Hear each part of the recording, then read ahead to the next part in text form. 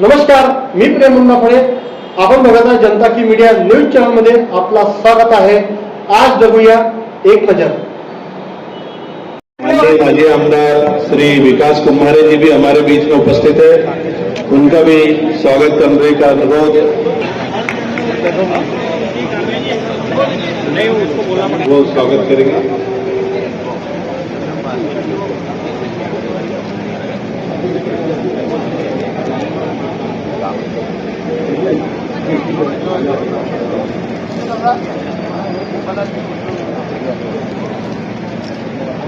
माजी स्थायी समिति अध्यक्ष, मैं उनसे अनुरोध करता हूं कि वे डागोर जी का भी स्वागत करें. एक जोरदार तालियां डागोर जी के लिए भी और मान्यवर सभी मान्यवरों के लिए. मैं जैन मैं इसी के रूम में बैठे हुए और निर्वाचन हुआ, वे यहाँ पर आए और माता की भारत माता की वंदे वंदे. आज आपल्या लाडक्या महापौर, आपल्या रीताताई ठाकरे, उपमहापौर लीलाताई हातीरे, महानगरपालिकेचे आपल्या सत्ता पक्षाचे नेते सन्माननीय बालाभाऊ बोरकर, नागपूर शहर भारतीय जनता पक्षाचे अध्यक्ष सन्माननीय दयाशंकरजी तिवारी, आपले माजी खासदार सन्माननीय अजय संजयजी साहेब, या प्रमुख सगळे नेते मंडळी, फार मोठ्या संख्येमध्ये उपस्थित आपल्या शहरातले सगळे प्रतिष्ठित नागरिक बंधू आणि भगिनींनो, आज आपल्या महापौर आणि उपमहापौरांच्या पदग्रहण समारोहाच्या संदर्भात आज या ठिकाणी महापौर आपले पदग्रहण या ठिकाणी करणार आहे. आणि लगातार 2017 नंतर म्हटलं तर 9 वर्षानंतर आपले महापौरजी या ठिकाणी विराजमान या ठिकाणी होत आहेत. आणि म्हणून अगर पाहिलं आपण या महानगरपालिकेमध्ये आपण अनेक लोक या ठिकाणी मंचावर बसलेले सगळे आपले पदाधिकाऱ्यांनी महानगरपालिका पाहिली आहे.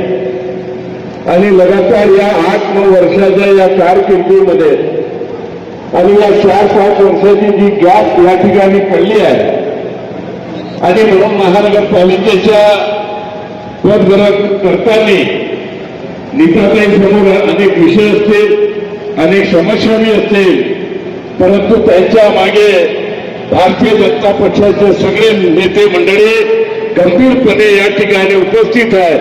आणि सगळ्याच प्रश्नाला आपण तोंड देऊन सगळे प्रश्न नागपूर शहराचे हल करण्याचा प्रयत्न या ठिकाणी आपण करणार आहोत. आपल्या सगळ्याला माहित आहे का नागपूर शहर हे 10-12 वर्ष पहिले कसं होतं आणि 10-12 वर्षाच्या नंतर आपलं नागपूर शहर कसं झालं. आपले नेते नितीनजी गडकरी साहेब असतील, राज्याचे मुख्यमंत्री फडणवीस साहेब असतील किंवा नागपूर आपल्याला राहणार नाही या गोष्टीची खात्री आहे.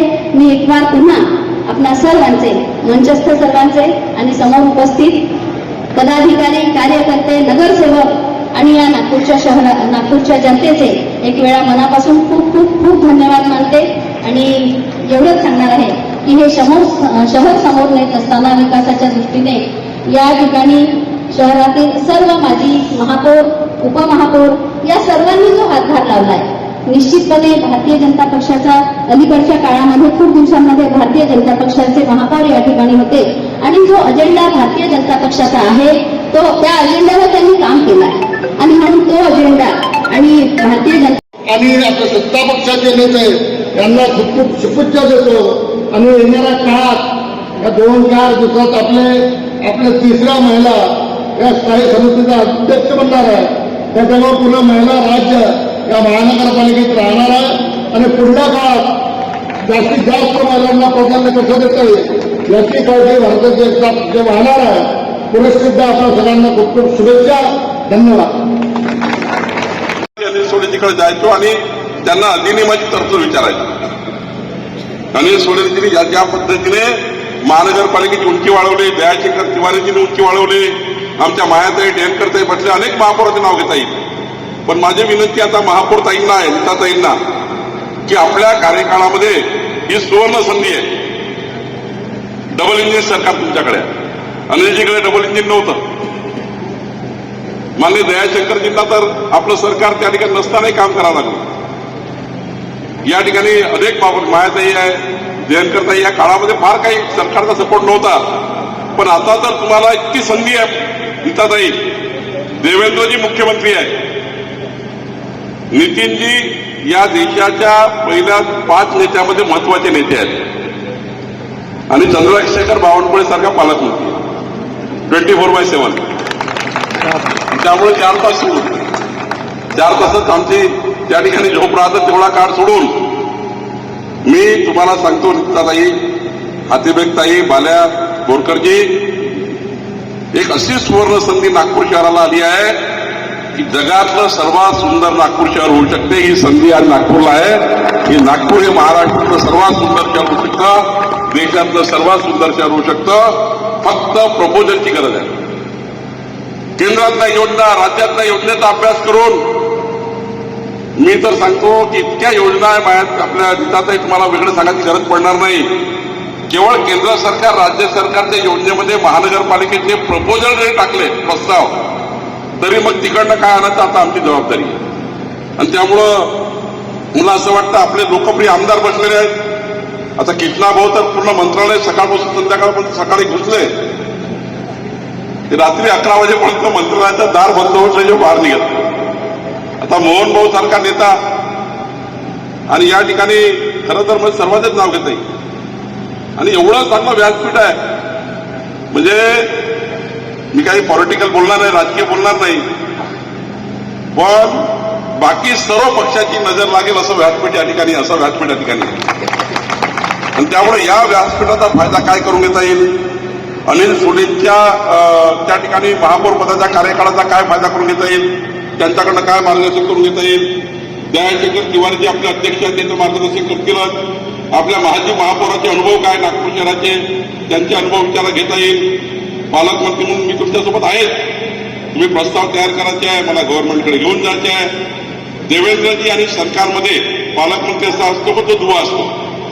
सरकारच्या योजना महानगरपालिकेला आणून देणे, महानगरपालिकेचे प्रस्ताव गव्हर्नमेंटकडे घेऊन जाणे, पोस्टमनचं पूर्ण काम पालकमंत्री करतो. आणि त्यामुळे काळजी करू नका, तुम्ही फक्त माझ्या हाती आणून द्यायचं आहे. गव्हर्नमेंटकडनं आणून द्यायची जबाबदारी माझी आहे आणि देवेंद्र याची सही करायची जबाबदारी आहे. आणि देवेंद्रजीला नागपूरचा प्रस्ताव गेल्यानंतर ते कधीच बघत नाही. तसं तर मी पालकमंत्री म्हणून जे काही त्यांना सादर केलं ते कधीच पान पावलं पडलंच नाही की बावनकुळेनं काय आणलाय, मोहनजीनं काय आणलाय, कृष्णाभाऊनी काय आणलाय. वरच्या पानावर पटकन सही करतात. त्यामुळं नगरसेवकांना माझी विनंती आहे की झोपून उठल्यापासून झोपतपर्यंत जनतेला लागणाऱ्या सुविधा याच्यावरच अभ्यास केला पाहिजे. आणि सर्वात शेवटचं मी सांगेन, 2 गोष्टी लक्षात ठेवल्या पाहिजे की ज्या जनतेने आपल्याला निवडून दिलं त्या जनतेच्या अशा अपेक्षा आपल्यावर काय आहे. जो आपण मॅन्युफॅक्चर दिला, मॅन्युफॅक्चर जाहीरनामा, तुम्ही जनतेने तो कागद राहू द्या, तुम्ही जो वाटला होता निवडणुकीमध्ये, मी निवडून आल्यावर काय करेल प्रभागात, तो जर कागद आपल्या टेबलवर ठेवला 5 वर्ष काचाखाली मस्तीताई, तो टेबलवर ठेवा आणि एक वाक्य वाचत द्या, म्हणजे कळेल कुठलं काम आपण पूर्ण केलं खंगारजी आणि कुठलं नाही केलं हे तुम्हाला कळेल. नेमकं जनता 5 वर्षांनी विचारेल की नगरसेवकजी तुम्हाला मी निवडून दिलं होतं, तुम्ही ह्या 10 गोष्टी सांगितल्या होत्या, त्यातल्या 8 पूर्ण केल्या, पुढच्या वेळी मांडता आलं पाहिजे. मी हे मांडलं, मी हे मान्य केलं होतं, मी हा जाहीरनामा दिला होता, हा संकल्पनामा दिला होता, हा वचननामा दिला होता, हा मॅन्युफॅक्चर दिला होता, मी हा मॅन्युफॅक्चर करून तुम्हाला मत मागायला आलो आहे.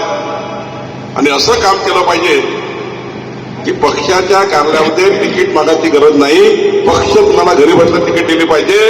असं काम जर करून दाखवलं तर ही नागपूर महानगरपालिका ही सर्वात चांगली महापालिका आज संपूर्ण देशाचं लक्ष, महाराष्ट्राचं लक्ष नागपूरवर आहे आणि त्यामुळे मी अधिक वेळ घेणार नाही.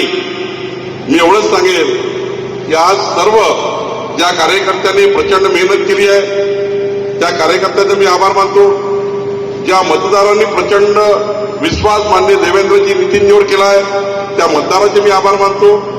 जे नगरसेवक आपले पराभूत झाले थोड्या कारणाने, त्यांना पुढच्या काळामध्ये नगरसेवक म्हणूनच त्या ठिकाणी त्यांना दर्जा देऊन त्यांचेही कामं झाले पाहिजे. आणि आपला प्रत्येक नगरसेवक महापौरताई आपल्या दालनामध्ये आल्यानंतर खऱ्या अर्थाने विकासाचा संकल्प जो आपण केला तो प्रत्येक प्रभागामध्ये, प्रत्येक वार्डामध्ये आपण त्या ठिकाणी पूर्ण करा. नीताताई अत्यंत चांगला संघटक आहे, त्या संघटक आहे.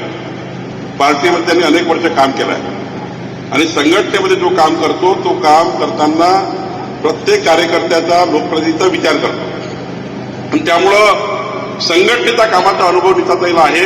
त्यामुळं एकीकडे संघटना, एकीकडे जनता, तिसरीकडे लोकप्रतिनिधी.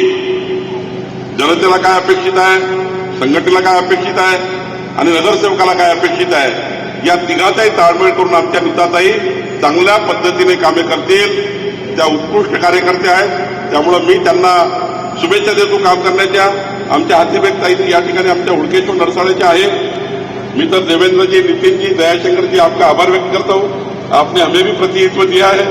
हुडकेश्वर नरसाळा माझा महानगरपालिकेत आहे आणि त्यामुळं अत्यंत नम्रता, सुशील, इमानदारी, जनतेच्या प्रती इमानदारी असलेल्या आमच्या हाथीबेग ताई, लीलाताई अत्यंत चांगल्या कार्यकर्त्या आहेत. या दोघांनाही त्या ठिकाणी प्रचंड एक मोठी उंची आपण दिलेली आहे सर्व कार्यकर्त्यांनी. या दोघींनी आणि बाला बोरकर तर अष्टपैलू कर्तृत्वाचा धनी आहे. जसा बॉल आला तसा मारतो, कधी कधी हुकतो पण त्याची विकेट पडत नाही.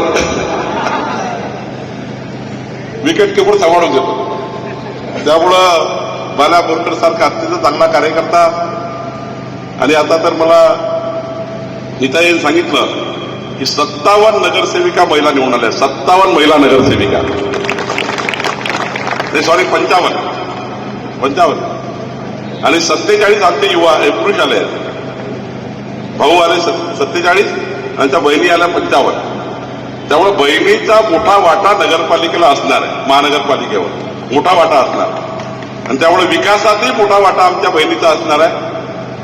आणि त्यामुळं जेवढा वाटा आम्ही देण्याचा प्रयत्न करू तेवढा करू. एक मात्र आश्वस्त करतो नीताताई, केंद्र सरकारकडनं नितीनजी, राज्य सरकारकडनं देवेंद्रजी आणि आम्ही सर्व आमदार आणि मी, आम्ही राज्य सरकारच्या सर्व योजना महानगरपालिकेत कशा लागू होतील याची जबाबदारी आमची आहे. पण आम्ही केंद्र सरकारकडून, राज्य सरकारकडून आणलेल्या योजना समाजाच्या शेवटच्या माणसापर्यंत पोहोचवण्याची जबाबदारी महानगरपालिकेची आहे. ती आपण पूर्ण कराल अशी अपेक्षा मी आपल्याकडनं व्यक्त करतो. आणि या ठिकाणी पुन्हा एकदा आपले सर्वांचे मनपूर्वक स्वागत करतो. नितीनजी, देवेंद्रजी यांचे आभार मानतो आणि पुढच्या काळामध्ये आपण सर्व मिळून नागपूरला एक आंतरराष्ट्रीय शहर करूया. समाजाच्या शेवटच्या विकासाच्या संकल्पना राबूया आणि एकही योजना नागपूर शहरामध्ये अशी राहणार नाही ज्यांचा समाजामध्ये त्या ठिकाणी समाज त्यातून दूर राहणार नाही, याची आम्ही सर्व काळजी घेऊया. मी सर्वांचे या ठिकाणी मनापासून धन्यवाद व्यक्त करतो. सर्वांना खूप खूप शुभेच्छा.